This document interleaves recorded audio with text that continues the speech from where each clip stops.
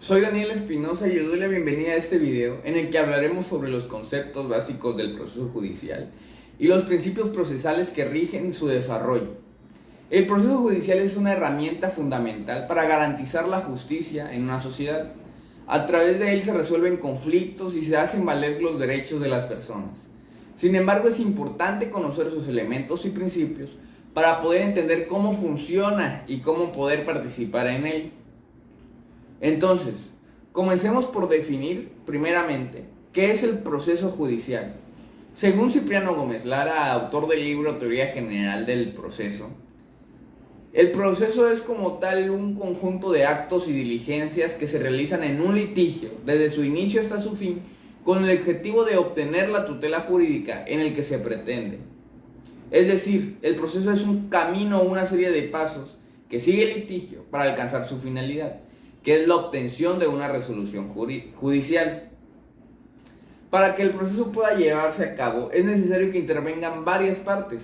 En primer lugar, tenemos a las partes procesales, que son aquellas que tienen un interés jurídico en el asunto que se discute en el proceso.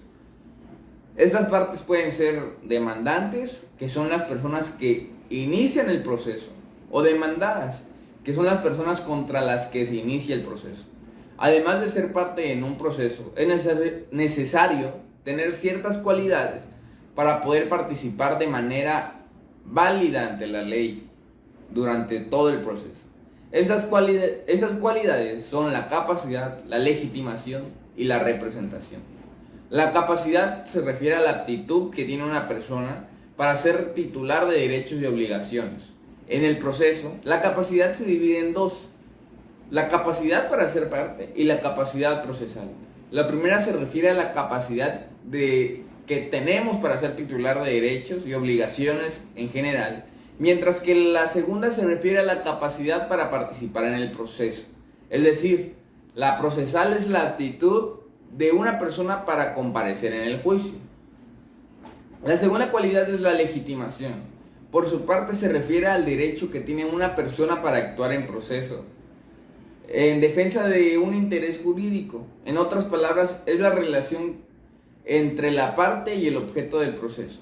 La legitimación puede ser ad causa, que se refiere a la capacidad para actuar en nombre de nuestro propio derecho, o ad proceso, que se refiere a la capacidad para actuar en nombre de otra persona en defensa de su derecho, es decir, de un derecho ajeno. Por último, la representación, que es la última cualidad, se refiere a la facultad de una persona para actuar en nombre de otra en un proceso judicial. En algunos casos las partes pueden actuar por sí mismas, pero en otros casos es necesario contar con un representante legal, como un abogado, que actúe en su nombre. Los terceros son aquellos que, sin ser parte en el proceso, tienen un interés jurídico en el asunto que se está llevando a cabo o ventilando, y pueden verse afectados por la sentencia que se dicte. Por su parte, los tercerías son los mecanismos procesales que permiten a los terceros intervenir en el proceso para proteger sus intereses. Por ejemplo, en un proceso de divorcio en que suponemos que los hijos son menores de edad, pueden ser considerados terceros, porque tienen un interés claro en la decisión que se tome en la custodia y el régimen de visitas que este divorcio provoque.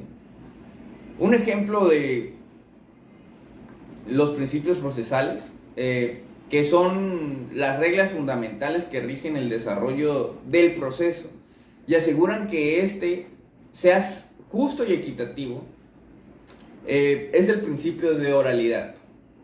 Este principio establece que todas las pruebas y alegatos deben ser presentados oralmente ante el juez o tribunal. Otro es el principio de inmediación. Este principio indica que el juez o tribunal debe estar presente en todas las etapas del proceso y tomar las decisiones de manera personal y directa. Otro principio es el de publicidad. Este principio nos establece que el proceso debe ser público y accesible a todos los interesados, a menos de que se trate de un caso que por ley deba ser confidencial. Un ejemplo conciso de estos principios procesales podría ser en un juicio oral, en el que las pruebas son presentadas ante el juez de manera oral y en el que las partes tienen la oportunidad de hacer preguntas, de interrogar y de contrainterrogar a los testigos. En este ejemplo se estaría aplicando el principio de oralidad. Si durante el juicio el juez realiza preguntas directas a las partes o testigos para aclarar algún punto o alguna duda que se esté llevando en el proceso, se estaría aplicando el principio de inmediación.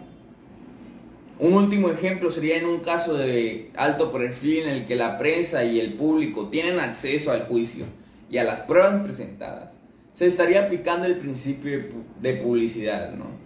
Y en resumen y en conclusión a todo esto, el proceso es un procedimiento, una serie de pasos, como les mencioné anteriormente, claramente legal, que tiene como objetivo resolver un conflicto entre todas las partes involucradas. Para poder entender el proceso, es importante tomar en cuenta todos los conceptos anteriormente mencionados. La correcta aplicación de los principios procesales es fundamental para garantizar la justicia y equidad en el proceso. Así, podríamos asegurar que las partes tengan igualdad de oportunidades y que se tomen decisiones de manera transparente. Esperamos que esta información te haya sido de utilidad y que te ayude a entender mejor lo que es el proceso judicial y los principios procesales. Gracias por ver este video.